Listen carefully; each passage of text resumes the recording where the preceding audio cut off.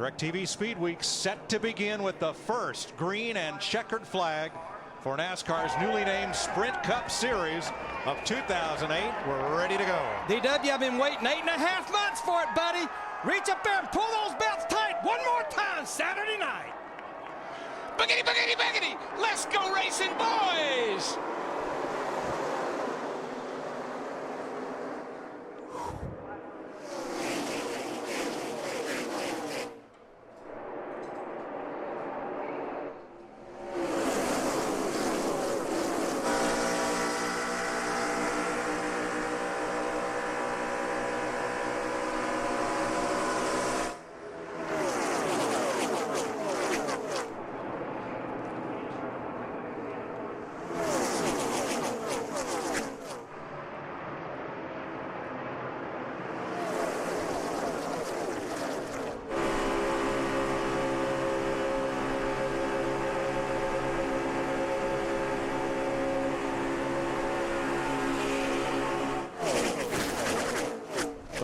The roar, and Michael Waltrip leads the first lap. And the guy that ran second in the race last year, right on his tail, David Gilliland.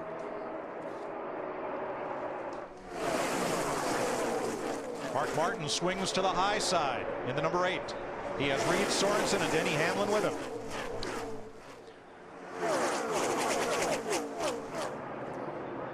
See Jeff Gordon back there in that 24 car right now, just kind of filling that car out. We talked to him in the pre-race. Remember, this is the first laps that 24 car has made. Boy, Jamie McMurray carried Mark Martin way up high, but you can run here 3 wide. You can, and the closing rate on this car is so much faster than what these guys are used to.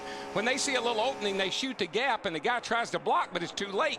That's what happened to Kurt and Tony yesterday. New leader David Gilliland from California. That Robert Yates horsepower propelling him to the front. And the man that ran second in the Daytona 500, Mark Martin, in that 8 car, he's been strong the last 2 days here for DEI. Well, as we watched practice for qualifying tomorrow, Michael's car was really fast, so was Mark Martin's, and those Yates cars were right at the top of the board all afternoon. So they got the steam on the hood. We know that.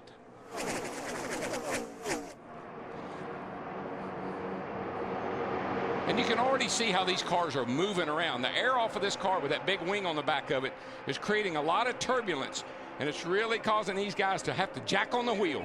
Mark Martin had the lead for a moment. Gilliland comes back on the outside.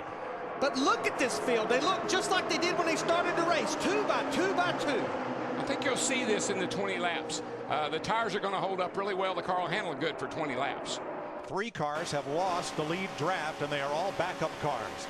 Jimmy Johnson, Bill Elliott, Jeff Gordon. But remember, Talladega, those guys rode it to back all day long. But when it come time for the money lap, Jeff Gordon drove up there and got it. In about 17 laps that they're basically going to have a chance to make their cars better. They'll be caught back up at that break. Carl Edwards and Tony Stewart take the high road. See, they're jumping. That's what Kurt and Tony did yesterday. They jumped to that outside going into 3, and you don't have time to block. And if you try, you force the guy into the wall, which gets him into you. Mark Martin deleted. Waltrip second with a push from McMurray, and that's Gilliland on the outside with the 41. Now, you heard Kevin Harvick and Jeff Hammond talking about how these cars ride on the bump stop. Look how much these cars are bouncing around. Remember, this is at almost 190 miles per hour. Well, I think the biggest thing, Larry, is just that, the back is moving around in the bumps. It seems like the back moves more than the front because the front, is limited on the travel. So the things, they look a lot worse than they actually drive. I mean, in my opinion, they do move around a lot, and the bumps really affect the cars, but it's not quite as bad as it looks on TV here in the car, but it's still a handful. But Kevin, they're not bashful right now about 3 wide. That's for sure. We're seeing about 3 rows of 3 wide. And you're definitely going to see this in the first part. I mean, the tires, like, it's all of a sudden they get to a point, and obviously it's dark and cool outside compared to what we've been practicing, but all of a sudden these things will just take off and the front end will start pushing, and Next thing you know, you're getting loose, and off of 4 is the worst spot where you have those ripple bumps all the way up off the corner.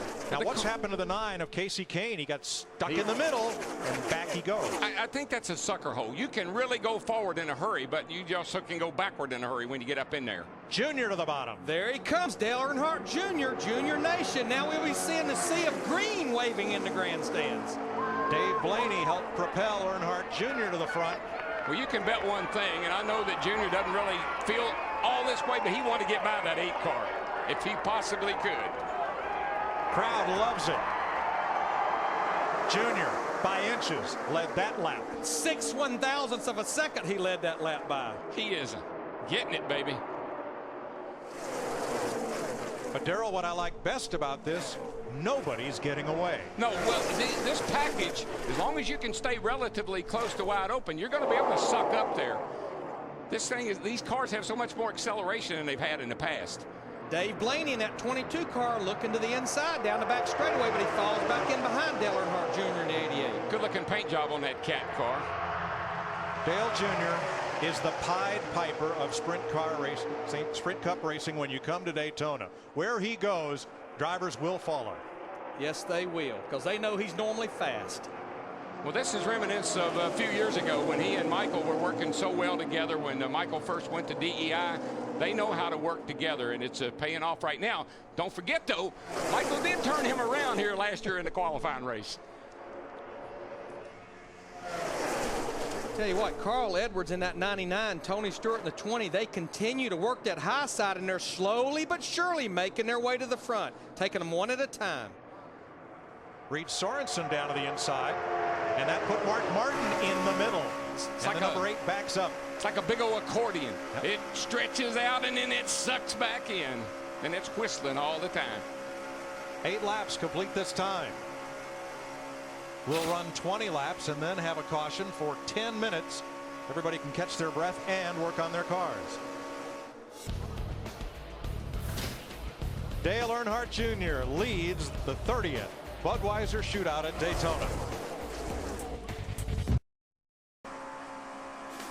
Dale Earnhardt Jr. still leads as the Budweiser Shootout on Fox is sponsored by Budweiser. Reach for the perfect balance of flavor and refreshment. Budweiser, the great American lager. 12 laps just completed. Junior, Blaney, Sorensen, Casey Kane, and Carl Edwards, the front 5. And things have settled out a bit. And that's what will happen here. It'll settle out, and the good cars that can run wide open all the way around this racetrack, they will continue to open up a gap on the guys that can't. Now, Kurt Busch in that 2 car, remember, a backup car, unpracticed. He had worked his way up to 5th about 2 laps ago, got in the middle, just like we've seen a lot of cars. Now he's going toward the back. And Michael Waltrip ran every one of the first 8 laps in 1st or 2nd place. Lane's pretty heavy right there. 2 back to the 16. But here's what happened to Waltrip's number 55. Watch that blue car, top of your screen. Jamie McMurray gets up on the outside of him. Michael may not have known he was there, and then when he tried to go to the bottom, maybe fill that gap there in front of Martin Truex, couldn't do it. And Darrell, that's off turn 2, and it narrows up so bad over there. There's always been a huge bump over there. It feels like it's twice as big as it used to be. And man, you hit that wrong and you're going for a ride. There's the freight train. 18 cars, single file. Oops, Carl Edwards switches tracks. And brings Martin Truex Jr. in that 1 car with him. One's coming with you. 9. Casey Kane, no help on the outside. Now he gets some. You know, this, I got to say, this night's a long way from over, but there never was any doubt in my mind that Junior wouldn't do what he's doing in that car. I felt he would come down here and go right out there and take off and lead these races, and he's got a great race car. So the Hendrick cars run 1st and 11th, 21st and 22nd. Steve Burns.